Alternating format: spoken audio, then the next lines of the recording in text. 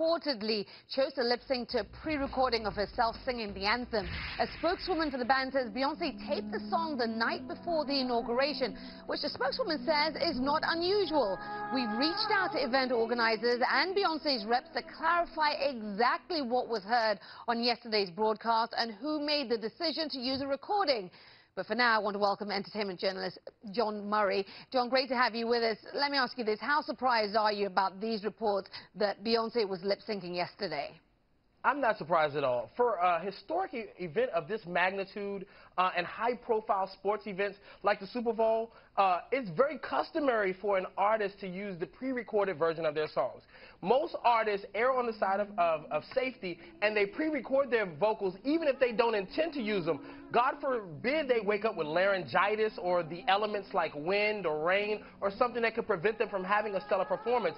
This is history. So you want to make sure that you go down in an epic way. And so Beyonce, being the perfectionist that she is, she used the pre-recorded vocals, and we do know that she can deliver this live. She has done it before. Well, let me ask you this. Why pull out the earpiece? I think that's what everyone's talking about. If she was lip-syncing, what's the deal with taking the earpiece out?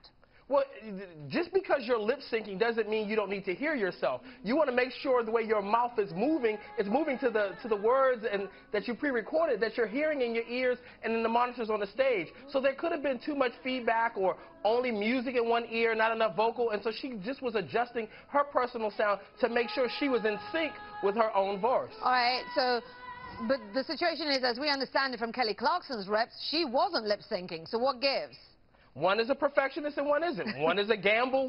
Look, some people go to Vegas and they play the slots. The other ones sit down at the table and want to put all their money in blackjack. It just depends on what you want to do and the gamble that you want to take. If Kelly Clarkson would have cracked or had a bad vocal performance, she would have wished she would have pre-recorded it. But if we were talking about Britney Spears sounding like Beyonce or Kelly Clarkson, then that would be a conversation because we know she can't sing live. But both of the women who did show up at the inauguration yesterday have the vocal ability to deliver, and they did. I hear you, but I still got to ask you how much this will hurt Beyonce's next big performance, which is at the Super Bowl.